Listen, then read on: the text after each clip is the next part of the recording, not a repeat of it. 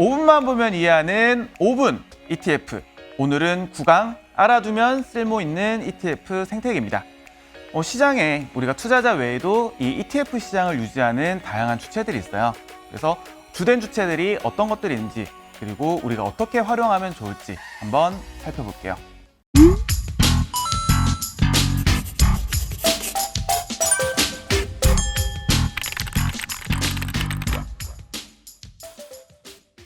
ETF 시장은 크게 발행시장 그리고 유통시장 두 가지로 나눠져 있어요. 자, 여기서 발행시장과 유통시장을 구분하는 가장 큰 차이는 이 ETF 수량의 증감이 나타나냐 나타나지 않느냐라는 겁니다. 여기 있는 발행시장에서는 ETF 숫자가 늘어나거나 줄어들어요. 반대로 여기 있는 유통시장에서는 투자자들이 만들어진 ETF를 사고 파는 시장입니다. 그러다 보니까 이 유통시장에서는 ETF 숫자가 줄어들거나 늘어나진 않아요. 정해져 있는 걸로 사고 파는 것만 하게 됩니다. 참고로 ETF 시장에서 가장 핵심적인 역할을 하는 것은 여기 가운데 있는 집합투자업자, 운용사예요. 여기는 운용사는 말 그대로 이제 ETF를 기획하고 이제 이것을 만들어서 이제 시장에 내놓는 역할을 하게 되죠. 자, 이 외에도 또 중요한 것이 이 지정참가 회사 그리고 여기 있는 유동성 공급자입니다.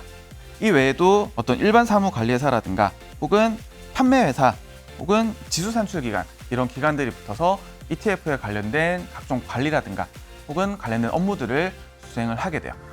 자, 그러면 먼저 지정참가회사에 대해서 간략하게 알아볼게요. 지정참가회사는 ETF의 설정 그리고 해지를 담당하는 기관입니다. 말 그대로 ETF를 추가로 만들어내고 혹은 반대로 ETF를 없애는 역할을 하는 것이 여기 있는 이제 지정 참가 회사고요. 자, 그러면 이 ETF를 어떻게 만들어내냐? 만약 시장에 100만 주가 풀려 있는데 시장 투자자들이 많이 몰려들어서 10만 주가 더 필요해요. 그러면 이 지정 참가 회사가 말 그대로 예를 들어서 비유적으로 말하면 투망을 확 던져서 종목들을 확 끌어 잡은 다음에 이것을 잘게 썰어서 시장에다가 공급을 하게 되죠.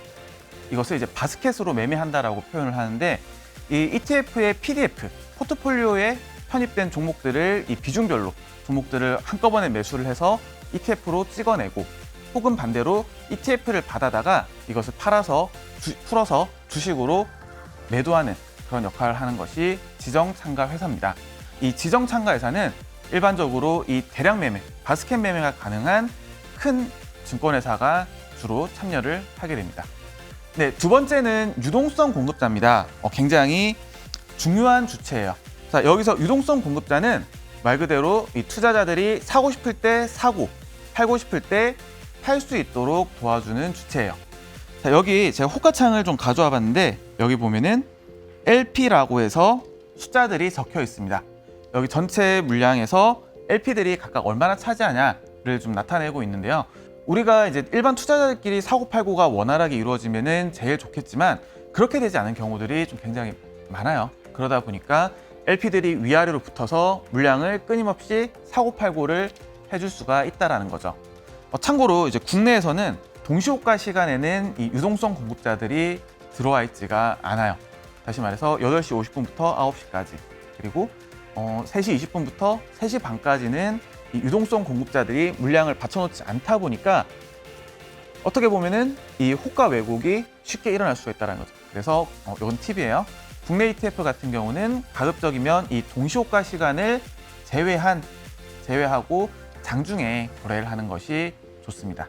자, 마지막으로 좀 더 이제 살펴볼 기관들 여기 보면 지수산출 기간 그리고 신탁업자 이 두 기관도 있어요.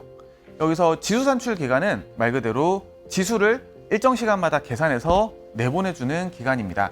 예를 들면 뭐 코스피 200이라든가 혹은 뭐 항생테크라든가 이런 식으로 이제 정해진 규칙에 따라서 종목들이 편입되어 있으면 매 초, 예를 들면은 뭐 국내 같은 경우는 2초, 해외 같은 경우는 10초 이런 식으로 일정한 시간마다 이 INAV 값을 계산해서 계속해서 이제 투자자들에게 알려주는 것이 여기 있는 지수 산출 기간이고요. 그리고 여기 있는 신탁업자는 말 그대로 이제 주식을 보관해주는 기관입니다. 앞서서 ETF의 경우에는 상장 폐지가 되더라도 주식과는 다르다라는 얘기를 했어요. 이 신탁업자들이 주식을 보관을 하고 있다 보니까 상장 폐지가 되더라도 운용사가 혹은 운용사가 부도가 나더라도 내가 보유하고 있는 ETF에 편입되어 있는 종목들은 여기에 안전하게 보관이 되어 있다는 거죠.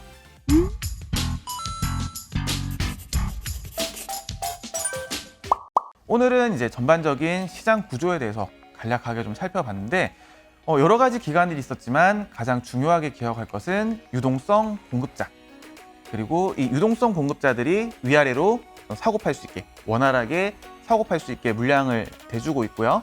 그리고 동시호가 시간에는 이 유동성 공급자들이 들어오지 않으니까 국내 ETF의 경우에는 가급적이면 장중에 매매하는 게 가장 좋다라는 거 기억해 주면 끝!